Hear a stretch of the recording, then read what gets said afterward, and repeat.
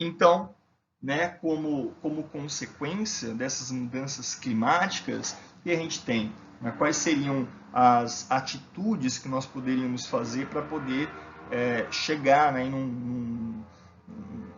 numa melhor opinião, numa melhor forma de lidar com esses problemas? Reduzir consumo e desperdício, o que acaba conflitando com o modelo econômico atual, né? Modelo econômico, capitalismo, por exemplo, se todo país consumisse igual os americanos, por exemplo, o mundo, né, iria exaurir os recursos naturais, assim, em questão de anos, né? Não demoraria muito.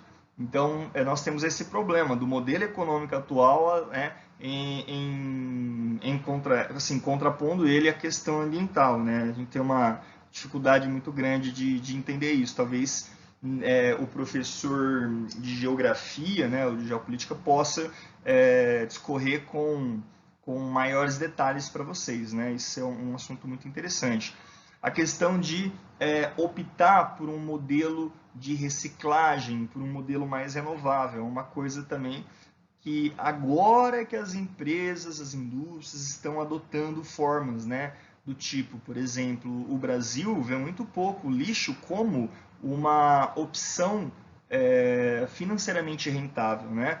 Hoje existem algumas iniciativas que mostram, né, que nós podemos ganhar dinheiro com o lixo. E o lixo é um recurso que está ali jogado, né? Que ninguém dá nada para ele.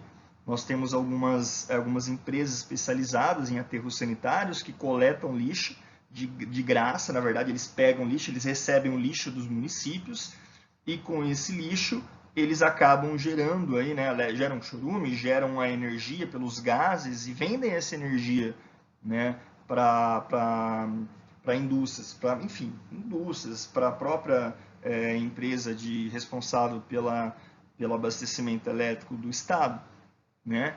Então, por exemplo, o Brasil hoje é referência na reciclagem de alumínio, mas só alumínio, né? Nós temos muitas coisas que a gente poderia ser referência e a gente não é. Então, esse é um ponto legal para abordar. Ampliar investimento em transporte coletivo, estimular o uso de veículos não poluidores, o que também é um problema, né? Estimular o uso de coletivos é legal, né? É super interessante, mas ele tem que funcionar. Por exemplo, quando eu falo de coletivos, a gente pode expandir essa ideia. Ônibus, trem, metrô, né? Tudo isso poderia ser aplicado, né? No Brasil, por exemplo, nós temos muito forte a questão dos ônibus, né? Mas o metrô mesmo, ele não é distribuído de maneira geral, né, nas grandes cidades. Tem muitas cidades grandes aí que tem potencial para ter metrô que não tem, tá bom?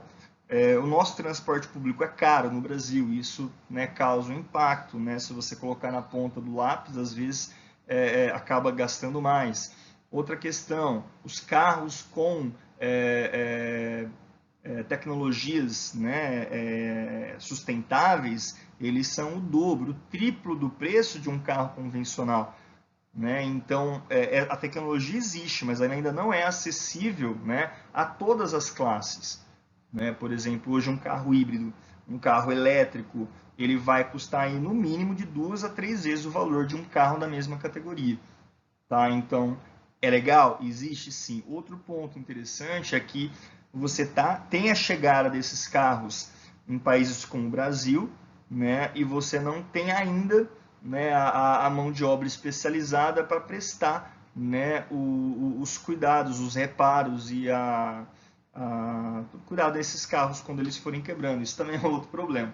Então a tecnologia está chegando. Aqui no Brasil, em países subdesenvolvidos, ela ainda não está tão frequente, tá? Mas a gente já nota a presença delas aqui, tá certo? Escolha eletrodomésticos com certificados que atestem a economia de energia, isso a gente já busca bastante, né? Porque o consumo, a energia no Brasil, ela cada vez mais ela tem se tornado um pouco mais cara, então nós buscamos por itens mais econômicos, tá bom? A promover a melhor distribuição de renda, pessoal. Isso aqui é um assunto muito legal para a gente tratar, né, em conjunto, principalmente com o professor de geografia aí, né, de geopolítica, porque é um assunto que dá para a gente ficar assim horas e horas, né? o Brasil, por exemplo, ele fez sua maior distribuição de renda nessa pandemia. Né? Por incrível que pareça, é triste afirmar isso, mas o Brasil fez a sua maior distribuição de renda nessa pandemia. Então, isso faz a gente pensar, né? Porque isso já não existe há mais tempo, porque a gente não tem uma distribuição de renda, né, mais equitativa para poder atender a todas as classes, poder dar poder de compra para todo mundo, né? E para sobreviver também, né? Em meio a condições tão caras de vida que nós temos no Brasil, isso é um problema também, tá certo? E a substituição de combustíveis fósseis por fontes de energia renováveis, né? Ou seja, energia eólica, energia solar, energia geotérmica. E eu chamo a atenção aqui para um ponto que me deixou bem perplexo esses últimos tempos aí. Eu não sei qual foi o país, eu não sei se no Brasil ainda tem essa iniciativa. No Brasil, na região norte, nós temos a energia solar e eólica bem desenvolvida até. Mas eu me recordo que em um país já estavam pleiteando, né, começar a cobrar pelo vento. Entendeu? E inventar algum tributo pela energia eólica. Então, não tem cabimento. Pela energia eólica, pela energia solar, não tem cabimento você tributar um recurso natural de graça, que não tem, né, intermédio, né, de ninguém aí para você poder pegar. Então, assim, eu acho que ainda existem alguns impasses, talvez políticos, que acabem dificultando, né, muito essa questão das energias renováveis. Porque você imagina, você vai lá, né, nós temos, por exemplo, a energia solar. Então você vai lá e pega o sol, né? O sol vai lá e você gera energia. Imagina você pagar pela energia do sol que você coleta, que você processa na sua casa. Seria complicado, né, gente? Então, esse é um ponto que precisa ser melhorado muito ainda no nosso país, tá bom? E óbvio que em outros países também, pessoal. Aí na questão da poluição atmosférica, pessoal, nós temos aqui, né, os principais poluentes, no caso, monóxido de carbono. Né? Monóxido de carbono normalmente acaba sendo presente por conta do erro mesmo, na queima, né, de um componente de um carro, enfim, e ele acaba sendo liberado. Né? Quais são os riscos à nossa saúde do monóxido de carbono? O monóxido de carbono é uma molécula que ele se liga de maneira diferente, né, quando comparado ao dióxido de carbono. O monóxido de carbono ele se liga de uma maneira irreversível, tá?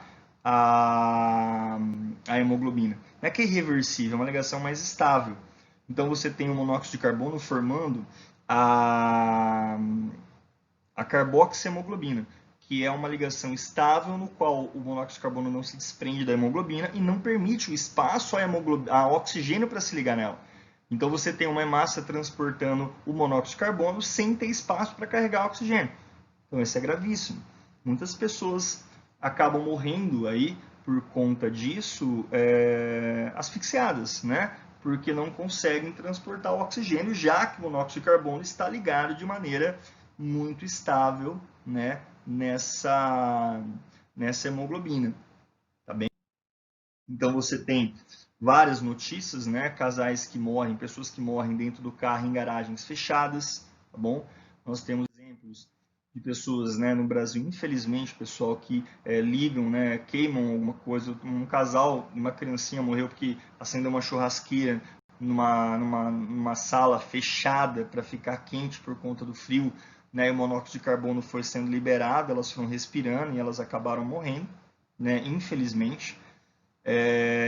Enfim, tudo isso é muito, muito perigoso, preocupante, e às vezes por falta de conhecimento as pessoas ainda acabem chegando, tendo, né, infelizmente, essa situação aí, tá bom? Os óxidos de enxofre, que a gente comentou já numa primeira oportunidade, os óxidos de enxofre acabam aí junto com a água formando o ácido sulfúrico, né, o H2SO4. Isso acaba prejudicando os biomas, acabam prejudicando os vegetais, né, lesando as folhas, destruindo estruturas, né, de metais aí nos grandes centros, acabam aí contribuindo para comprometer, né, os problemas respiratórios que as pessoas já têm, como bronquite, asma, enfisemas pulmonares, tá bom? E a chuva ácida muda o pH do solo, isso é péssimo para a agricultura. Normalmente acontece em grandes centros urbanos, né? Esse óxido de enxofre é gerado com a industrialização, enfim, e ela acaba se deslocando, né, com as massas de ar, massas de água, para regiões rurais, né, que têm cultivos, e isso acaba prejudicando muito esse cultivo, lesando folhas, comprometendo a fotossíntese, comprometendo a produção do fruto, né, enfim, é um prejuízo muito grande. O dióxido de nitrogênio também, causando problemas respiratórios, também como a bronquite, como a asma, né, enfisemas, também contribui para a formação de chuvas ácidas também, tá bom? E as chuvas ácidas, como a gente já falou numa primeira oportunidade, normalmente elas surgem em centros, né, urbanos, centros próximos à industrialização, tráfegos de carro, indústrias, e se deslocam para regiões rurais, né, onde normalmente acabam trazendo maior prejuízo. Tá bom? Então aqui você está vendo as folhas danificadas, né, estruturas, né, de concreto, né, estátuas aí todas deformadas, a alteração do pH de lagos, causando a morte de peixes, a destruição de tecidos foliares, né, de tecidos caulinares, mudança de pH do solo, que compromete toda a cultura desse local. Tá certo? Então, tudo que eu acabei comentando aí com vocês nesse aqui, até mesmo para a pecuária é um prejuízo, tá bom? E aqui a inversão térmica, muito legal. O que é a inversão térmica, pessoal? Normalmente, o ar quente, né, ele acaba sendo mais leve, ele leva os poluentes embora. E o ar frio, que é mais pesado, ele acaba descendo. Então, normalmente quando você está tendo a emissão dos poluentes com esse ar frio, quando chega de dia, né, você tem a incidência, né, da radiação solar nessa crosta terrestre, o ar aquece, né, o ar aquece e esse ar que era quente acaba se tornando frio, né, esse ar que era frio acaba se tornando quente, ele volta, né, ele acaba indo lá para cima e levando os poluentes, né, para longe da nossa atmosfera. No entanto, em momentos, quando você tem momentos de clima, né, mais frio, estações mais frias, esse ar frio ele se concentra próximo da nossa atmosfera, então a quantidade de poluentes acumuladas ali é algo que se mostra mais expressivo, tá bom? Então, essa condição é muito característica, né, principalmente quando a gente, em grandes centros urbanos aí, tá bom? E realmente fica concentrado os poluentes e é notado isso, tá bom?